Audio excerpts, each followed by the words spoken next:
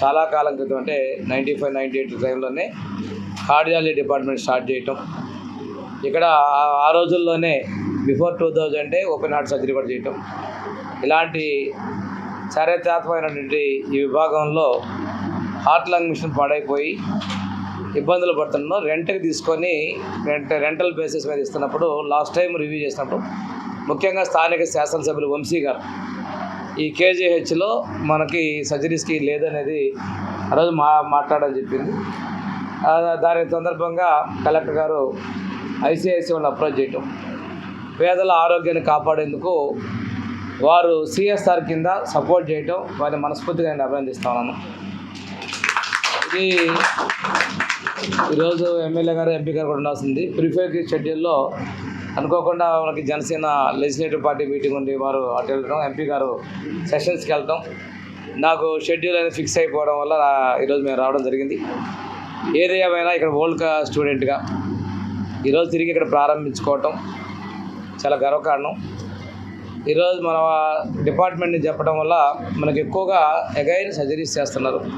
తర్వాత cath lab extension కూడా అడిగారు, కార్డియాలజీ హెచ్ఓ అడిగారు. అది కూడా సిఎస్ఆర్లో ఏర్పాటు చేసేందుకు చర్యలు తీసుకుంటామని కూడా తెలియజేసుకుంటూ, ఇక్కడ ప్రభుత్వం కూడా ప్రజల ఆరోగ్యం పట్ల చాలా సంసిద్ధంగా ఉంది. ఈరోజు కుప్పంలో మొదలుపెట్టి తర్వాత చిత్తూరు జిల్లాలో కూడా మనం సంజీవని ప్రాజెక్ట్ తీసుకొని రావడం జరిగింది. అందరి ప్రజల యొక్క ఆరోగ్యాన్ని డిజిటలైజేషన్ చేయటం, వారికి అలర్ట్ టెస్ట్ తీసుకొచ్చి వాళ్ళ ఆరోగ్యాన్ని ప్రాణాలను కాపాడాలనే ముందు వెళ్తున్నాం. త్వరలోనే రాష్ట్ర వ్యాప్తంగా సంజీవని కార్యక్రమాన్ని తీసుకోబోతున్నాం. పేదలకు కూడా మన ఎన్టీఆర్ వైద్య సేవలో వాటిలో కవర్ కానిటువంటి వాటికి ముఖ్యమంత్రి సహాయ నిధి ద్వారా కూడా మేము ఆర్థికంగా అండగా ఉండి ఆరోగ్యాల వల్ల కుటుంబాలు చిన్నాభిన్నం కాకూడదు అనేటువంటి సంకల్పం ముందుకు వెళ్తున్నారు. ఈరోజు కార్పొరేట్ సంస్థలు వాళ్ళ యొక్క ఆదాయంలో సామాజిక బాధ్యత కింద ఖర్చు పెట్టడం కూడా వారిని మనస్ఫూర్తిగా అభినందిస్తాం. ఇంతకుముందు కూడా మనం డయాలసిస్ యూనిట్లో కూడా డొనేషన్స్ తోటి మనం యూనిట్ సంఖ్య పెంచుకోవడం జరిగింది కేజీహెచ్లో.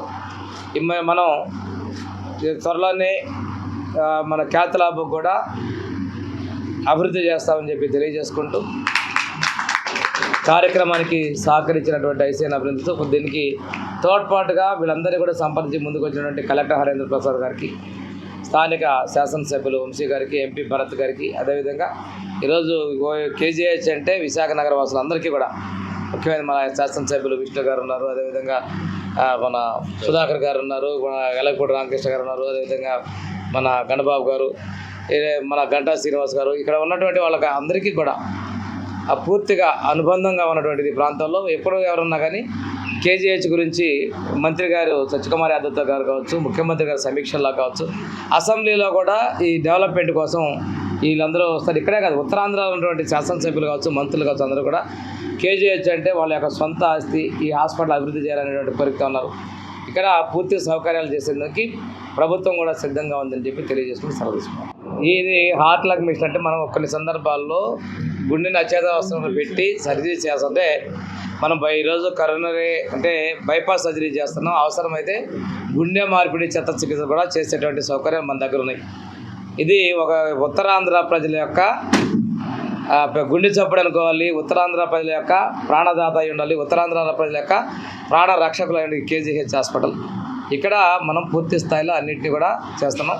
ఈరోజు మన డాక్టర్స్ ఇందాక డాక్టర్ గారు హెచ్ఓడి గారు చెప్తున్నారు, మేమంతా మహిళా టీం ఉన్నారంటే కార్డియోథొరాసిక్ సర్జరీ చేసే దానిలో ఎక్కువ మహిళా డాక్టర్స్ ఉండటం కూడా ప్రత్యేకంగా అభినందన. జనరల్గా ఏంటంటే కొంతమంది మేల్ డాక్టర్స్ ఉంటేనే ధైర్యంగా చేస్తారని అంటారు, కానీ ఇక్కడ దాని భిన్నంగా ఎనస్థీషియా డిపార్ట్మెంట్ కావచ్చు, అదేవిధంగా మెయిన్ థొరాసిక్ సర్జరీ డిపార్ట్మెంట్ కావచ్చు, కార్డియాలజీ హెచ్ఓడి కావచ్చు, అందరూ కూడా మహిళలు ఉండడం ఈరోజు మన సమాజంలో అర్ధభాగం, ఆకాశంలో అర్థమైనటువంటి వాళ్ళు అన్నింటిలో ముందున్నందుకు వారిని కూడా మనస్ఫూర్తిగా అభినందిస్తున్నాం.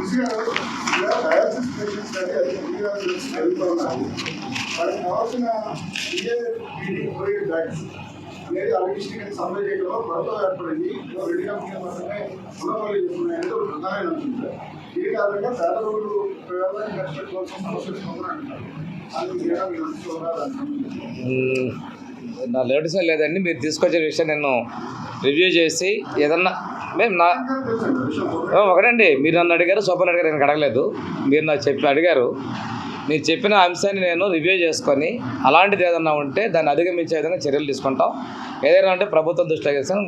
ఒకటి ప్రభుత్వంలో ప్రభుత్వ ఆసుపత్రులే కాకుండా ప్రైవేట్ రంగంలో కూడా ఎన్టీఆర్ వైద్య సేవ ద్వారా సేవలు ఇస్తున్నాం. కొన్ని ప్రాంతాల్లో నెఫ్రో ప్లస్ వాళ్ళ దగ్గర సర్వీసెస్ తీసుకుంటాం.